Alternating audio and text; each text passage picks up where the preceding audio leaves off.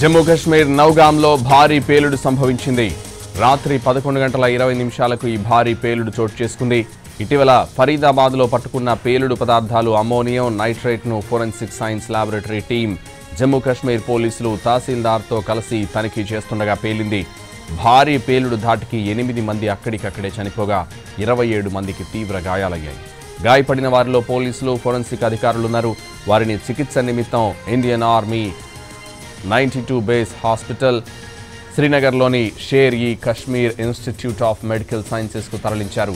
మృతుల సంఖ్య పెరిగే అవకాశం ఉంది. పేలుడు తీవ్రత దృష్ట్యా ముందస్తు జాగ్రత్తగా స్థానికులను ఖాళీ చేయించారు. పేలుడు ధాటికి పోలీస్ స్టేషన్ పూర్తిగా దెబ్బతింది. పార్క్ చేసిన వాహనాలు పూర్తిగా ధ్వంసమయ్యాయి. ఘటన జరిగిన వెంటనే రెస్క్యూ టీంలు, స్నిఫర్ డాగ్లు, ఫోరెన్సిక్ యూనిట్లు ఘటనాస్థలికి చేరుకున్నాయి. జమ్మూ, హర్యానా పోలీసులు ఇటీవల జాయింట్ ఆపరేషన్ నిర్వహించారు. పుల్వామాలోని కోయిల్కు చెందిన డాక్టర్ ముజమ్మిల్ గనాయా అలియాజ్ ముసాయిబ్ ఇంట్లో స్వాధీనం చేసుకున్న దాంట్లోని పేలుడు పదార్థాలను నౌగాంకు తీసుకొచ్చారు. జమ్మూ కశ్మీర్ నౌగాంలో భారీ పేలుడు సంభవించింది. రాత్రి 11 గంటల 20 నిమిషాలకు ఈ భారీ పేలుడు చోటు చేసుకుంది. ఇటీవల ఫరీదాబాద్లో పట్టుకున్న పేలుడు పదార్థాలు అమోనియం నైట్రేట్ను forensic science laboratory team Jammu Kashmir పోలీసులు తహసీల్దార్తో కలిసి తనిఖీ చేస్తుండగా పేలింది. భారీ పేలుడు ధాటికి 8 మంది అక్కడికక్కడే చనిపోగా 27 మందికి తీవ్రంగా గాయాలయ్యాయి. గాయపడిన వారిలో పోలీసులు, ఫోరెన్సిక్ అధికారులున్నారు. వారిని చికిత్స నిమిత్తం ఇండియన్ ఆర్మీ 92 బేస్ హాస్పిటల్, శ్రీనగర్లోని షేర్-ఇ-కశ్మీర్ ఇన్స్టిట్యూట్ ఆఫ్ మెడికల్ సైన్సెస్కు తరలించారు. ఇదే విషయానికి సంబంధించి మరింత సమాచారం మా ప్రతినిధి రాజు ఫోన్ లైన్లో అందిస్తారు. రాజు. సంతోష్, జమ్మూ కాశ్మీర్ లో దారుణం జరిగిందని చెప్పుకోవచ్చు. ఏ విధంగానైతే దేశవ్యాప్తంగా జరుగుతున్నటువంటి ఈ పేలుళ్ల కుట్రను భగ్నం చేసి పేలుడు పదార్థాలన్నింటినీ కూడా శ్రీనగర్ లో ఉన్నటువంటి నౌగాం పోలీస్ స్టేషన్ లో భద్రపరిచారు. అంతేకాదు వాటిని ఏదైతే టెస్టింగ్ చేసి వాటి శాంపిల్స్ సేకరించేటటువంటి క్రమంలో ఒక్కసారిగా పేలుడు సంభవించింది. దాదాపు 7 చనిపోయినట్టుగా సమాచారం అందుతుంది. మరోవైపు 30 మంది పైగా గాయపడ్డారు. మృతుల సంఖ్య పెరిగే అవకాశం కూడా కనిపిస్తుంది. పేలుడు మాత్రం అత్యంత దారుణంగా జరిగింది. అక్కడి నుంచి శరీర భాగాలు దాదాపు 300 మీటర్ల దూరంలో ఎగిరిపడ్డాయి.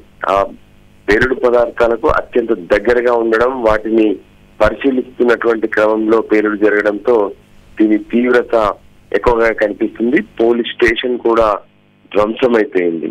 వాస్తవానికి ఎప్పుడైతే ఫరీదాబాద్ లో సేకరించినటువంటి స్వాధీనం చేసుకున్నటువంటి 390 కిలోల 60 కిలోల పేలుడు పదార్థాలు, మరికొన్ని చోట్ల స్వాధీనం చేసుకున్నటువంటి పేలుడు పదార్థాలన్నింటినీ కూడా నౌగాం పోలీస్ స్టేషన్ లో ఏదైతే అక్కడ డంపింగ్ చేశారు.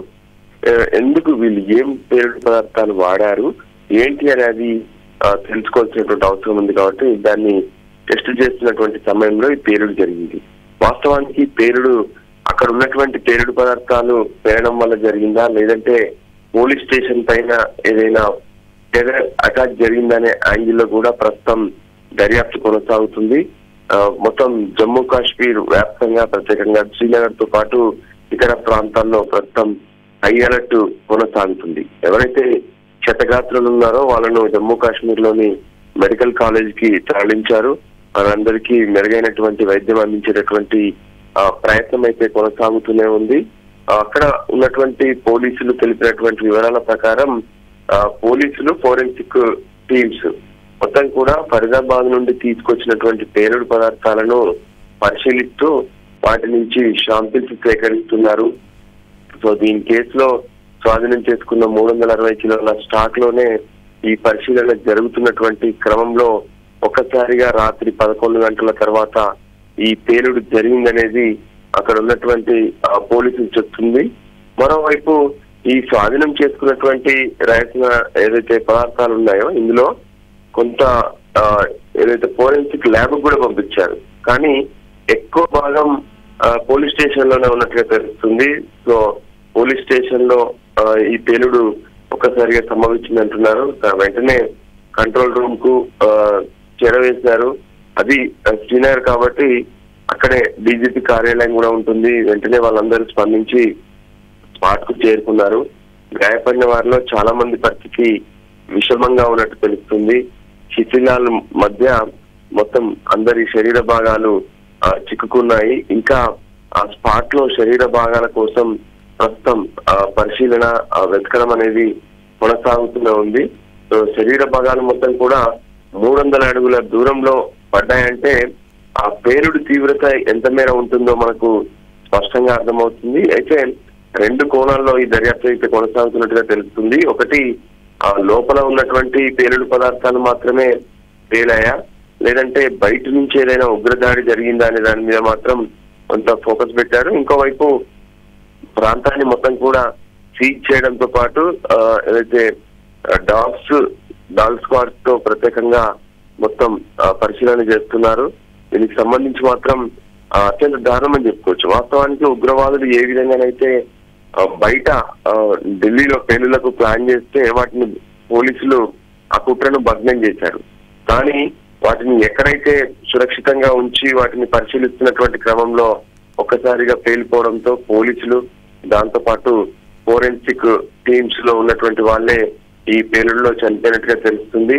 సో ఏ విధంగానైతే ఫరీదాబాద్ మాడ్యూల్ ఉందో, ఫరీదాబాద్ కు సంబంధించినటువంటి లింకులను మొత్తం కూడా అటు విచ్ఛిన్నం చేస్తూ ఒక్కొక్కరిని అరెస్ట్ చేస్తున్నటువంటి క్రమంలో ఎర్రకోట ముందు 10వ తేదీన పేలుడు జరిగింది. దాదాపు 12 మంది అక్కడ చనిపోతే ఇంకా 17 మంది తీవ్ర గాయాలైనటువంటి వాళ్ళు LNJP ఆసుపత్రిలో చికిత్స పొందుతున్నారు.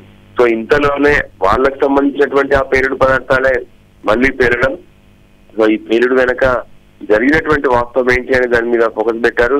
మనకు విజువల్స్ కనిపిస్తున్నాయి. ఒక్కసారిగా ఆ పేలుడు ఒక్కొక్కటి ఫటాఫట్ అన్నట్టుగా టపాటప్ అవి పేలుతూ ఉంటే అక్కడ స్థానికులు సైతం భయపడ్డారు. కానీ ఒకసారిగా పోలీస్ స్టేషన్ మొత్తం కూడా పేలిపోయింది. సంతోష్.